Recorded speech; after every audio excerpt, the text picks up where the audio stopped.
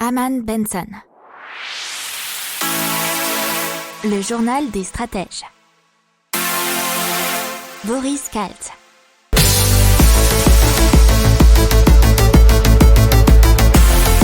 Bonjour à tous et bienvenue dans le journal des stratèges pour l'intégrale écho.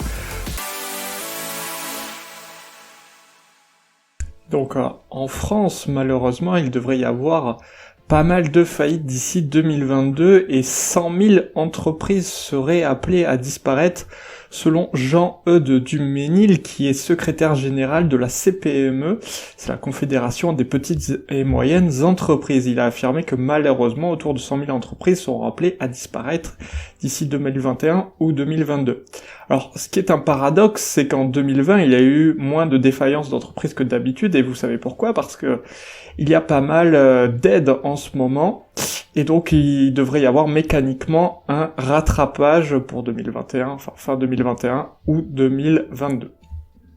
Alors la Banque Centrale Européenne, via son vice-président Luis de Guindos, nous a parlé des effets de la vaccination, puisque en fait Luis de Guindos, donc le vice-président de la Banque Centrale Européenne, nous dit que la Banque Centrale devrait réduire ses mesures de soutien d'urgence lorsque le rythme des vaccinations aura atteint un niveau critique en Europe et que le rebond économique s'accélérera.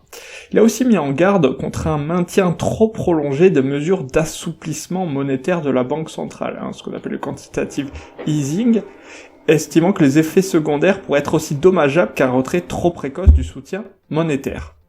Alors, on va vous parler là des taux négatifs et plus particulièrement des emprunts pour les emprunts immobiliers à taux négatifs, et vous savez bien que si vous nous écoutez assez régulièrement ou si vous êtes notamment client d'Harman Benson, vous connaissez notre grand intérêt pour les taux négatifs. Là, c'est pour les taux négatifs dans l'immobilier, puisque depuis 2019, vous avez Jyske Bank, notamment, qui a été la première banque au monde à proposer des hypothèques à taux négatifs, donc les emprunts immobiliers.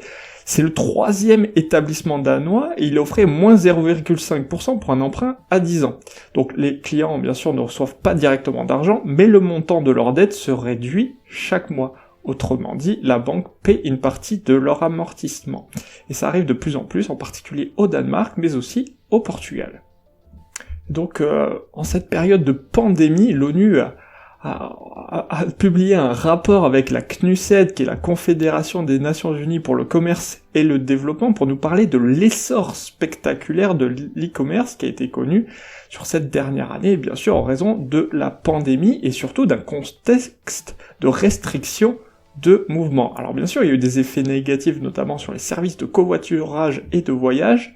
Alors ça vient des statistiques de 7 pays, Australie, Canada, Chine, Corée du Sud, Singapour, Royaume-Uni et États-Unis, qui représentent 2/3 des ventes en ligne d'entreprises à consommateurs, ce qu'on appelle les B2C.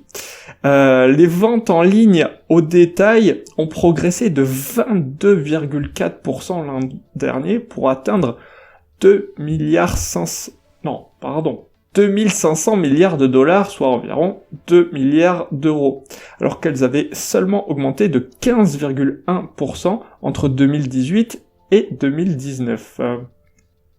Alors les 4 premiers sites du classement, ça reste dans l'ordre les mêmes: Alibaba, Amazon, JD.com et Pinduoduo. Tout de suite avec la taxe foncière, puisque l'association des maires de France nous a parlé de ce sujet, puisque ils évaluent à 6 milliards d'euros sur 3 ans l'impact de la crise sanitaire sur les finances publiques locales. Ce qui a notamment retardé les investissements, et puis ça a pesé très fortement sur les dépenses de fonctionnement.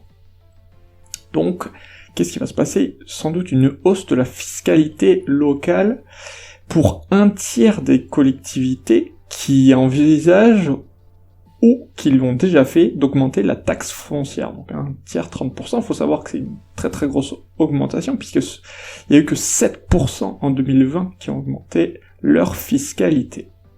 Et on parle de l'abus de position dominante, puisque l'Union Européenne a rendu sa conclusion préliminaire concernant les pratiques d'Apple au sein de l'Apple Store. C'est la boutique d'application. Selon la Commission de la concurrence européenne, Apple Music a été favorisé par Apple. Apple Music, c'est la plateforme de streaming musical éponyme. Et donc, par ce fait, Apple prive les utilisateurs de choix de diffusion de musique moins chère et fonce la concurrence, selon Margaret Verstager. Alors, il faut savoir que dans l'utilisation de l'Apple Store, Apple interdit aux développeurs d'indiquer à leurs utilisateurs qu'il existe d'autres méthodes pour s'abonner en dehors de l'Apple Store. Une majorité d'entre eux s'abonnent via le service de paiement intégré d'Apple, ce qui profite bien sûr à ce dernier.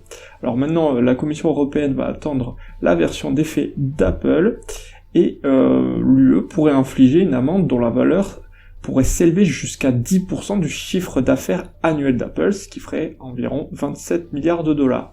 Alors Apple a réagi en disant, une fois encore, ils veulent bénéficier de tous les avantages de l'Apple Store, mais ne considèrent pas devoir payer quoi que ce soit en contrepartie. Danemark, la première banque danoise, la Danske Bank, va appliquer des taux négatifs pour les dépôts bancaires qui vont dépasser les 100 000 couronnes, ça fait à peu près 13 500 €. Et cela dès le 1er juillet 2021. Ce taux se situera entre 0,6% pour les particuliers et 1% pour les entreprises. Alors, Danske Bank a déjà été connue pour être la première banque à appliquer les taux négatifs en Europe en 2012. D'autres banques ont suivi, dont la Banque Centrale Européenne. Mais il va y en avoir des nouvelles, dont la Hamburger Sparkasse, dite ASPA en Allemagne, ça va c'est pour là maintenant, à partir de 50 000 €. Et à partir du mois d'août, vous aurez la Commerzbank qui devrait suivre. Sur les banques privées, il y a déjà Crédit Suisse et UBS qui appliquent des taux négatifs notamment, et en France vous en avez quelques-unes.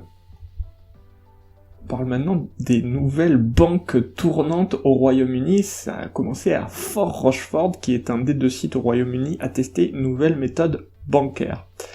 Alors, c'est ce qu'on appelle les initiatives Community Access to Cash Pilot. Et donc, en gros, puisqu'il y a eu de moins en moins de banques au Royaume-Uni, puisque 500 succursales ont été fermées ou devraient fermer cette année, 3900 distributeurs de cash ont été fermés depuis le début de la pandémie selon ATM Link.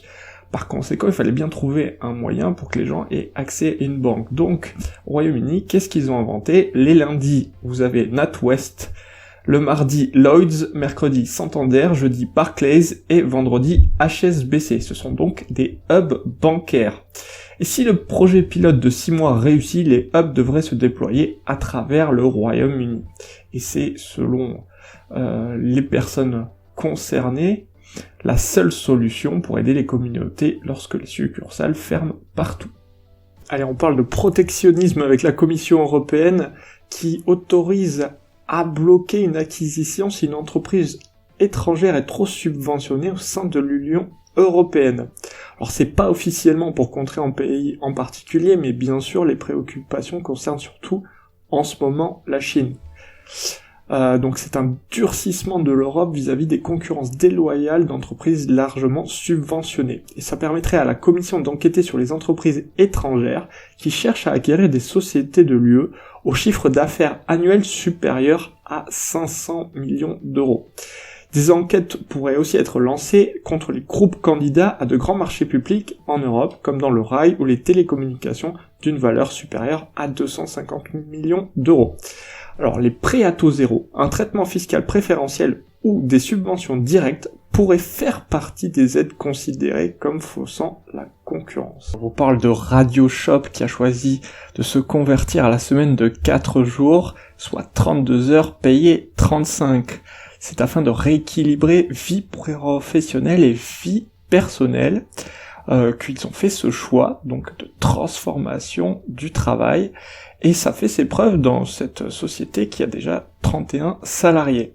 Alors, ils produisent depuis 2017 des ambiances sonores pour les commerces, et ils ont déjà 15 000 points de vente.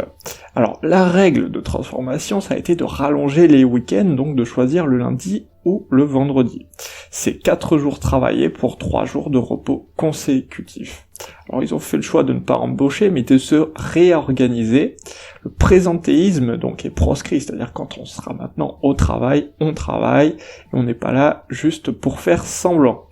Le pari c'est donc de travailler moins pour produire mieux, et apparemment ça fonctionne, et les employés sont de plus en plus productifs. Allez, l'État qui se lance donc dans la modernisation de la location de ses biens immobiliers, alors à destination du public, particuliers, entreprises, collectivités locales ou professionnels de l'immobilier, c'est ce qu'a déclaré le ministère de l'économie. C'est un moteur de recherche assez simple où on peut affiner la recherche suivant différents critères, notamment localisation, surface ou activité économique. Il y a différents types de biens comme des bureaux, commerces, logements ou bâtiments techniques et industriels.